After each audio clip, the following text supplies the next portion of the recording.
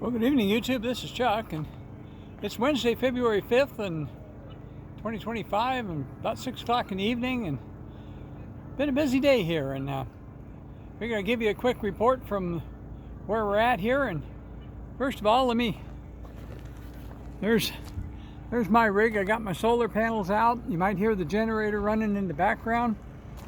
Over there on the table, I got my Starlink up and running, and I'll tell you a little bit more about that in a minute. But let me give you a quick pan around. This is the rally starts tomorrow. Sun just went down. There's going to be 235 rigs here on this at this. I guessed a few lower number than that earlier, but there were people coming in all day today. But this is our little place in the sun. Got my truck over there, and I'm actually putting water in my water tank right now. Let me show you how I do that. When you're boondocking, you got to get creative sometimes. And I actually have these 7-gallon water jugs, and heavy damn things. But I got a little battery operated pump. You just put it in there and turn it on, and you can actually see the water going through it. And so my trailer has let me back around and talk to you. My trailer has a 42-gallon tank, and I carry 3 of these things, and they're 7-gallon apiece. That's another 21-gallon. So that's a half a tank. So I've been here one full day, and why am I have to put water in the trailer? Well, guess what? Old Chuck messed up again. He forgot to fill the water tank before he left the house. And we had probably a third of a tank, maybe a little better. And so we're gonna I'll put all 3 of those in today, and then we'll do a water run tomorrow. Go into town and fill them back up again. So water's usually not the limiting factor when you're boondocking, because you can always haul water back and forth. The other things that are really important, of course, are power. And right now the sun just went down, so obviously my solar panels aren't doing anything anymore, but you can probably hear my generator running in the background. So it's running right now as well. So let me tell you a little bit about my Starlink adventure here. Let me check and make sure my water's still next. I'm going to turn that off while I'm talking to you, and I can come back and finish that. But let me tell you a little bit about my Starlink adventure and the trouble I had getting that going.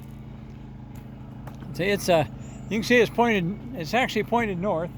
And if you look over there on that trailer there on the roof, you can see toward the back of that one, he's got a Starlink as well, pointing the same direction. And but let me tell you what happened, because it was kind of funny actually.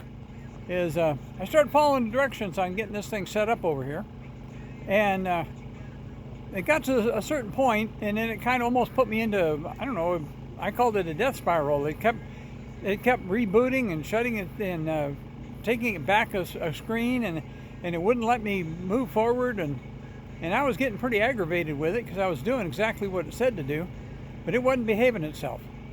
So my neighbor over across the way over here, he came over and he took a look at it, and he wasn't able to figure out what happened. But there's some pretty smart people here at this rally, and so I went up to the front check-in area up there, and I just asked around who was real sharp at Starlink, because we got people that are pretty sharp at solar here too.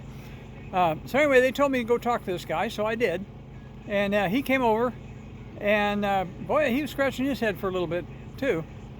And then what we discovered? We discovered that what I was doing is I was plugging the Starlink, because it takes 110. I was plugging it into my little inverter that converts it from 12 volt. Well, it turned out, folks, that the Starlink didn't like my little inverter. The power wasn't clean enough or something. So what we ended up doing is to experiment with it, we ended up plugging it into the outlet on the dash of my truck over there. And guess what? It worked. So then we came back and started up my generator, so we power up the whole house, and then plugged it into the outlet in the trailer, and it worked. So it took us all morning to come to that conclusion. And I had me scratching my head, but it was the first time I messed with this stuff. And it had him scratching his head as well.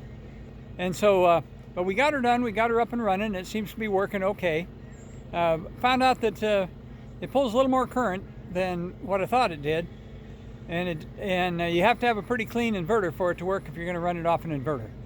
So it runs off my generator, it even runs off my truck, but it did not like running off the inverters, and I had two of them and didn't like either one of them. So that was what ended up happening. So I'll keep this one nice and short. I still got to put more water in the truck, or in the trailer, I mean. I got two more of them big old 7-gallon jugs to wrestle around. Seems funny, every year I get older, they get about 5 pounds heavier, it seems. So let me go ahead and end this one. I'll just tell you, as I always do, take care of each other and love each other. And I'll be back with another one here pretty quick. But for right now, I'll give you one more pen about these are all trailers made by Grand Design, because it's a Grand Design Rally. And I'll give you one more look at that sunset. Don't have any clouds, so we don't have any spectacular Arizona sunset tonight, but it's pretty nonetheless. Let me tell you, peace out.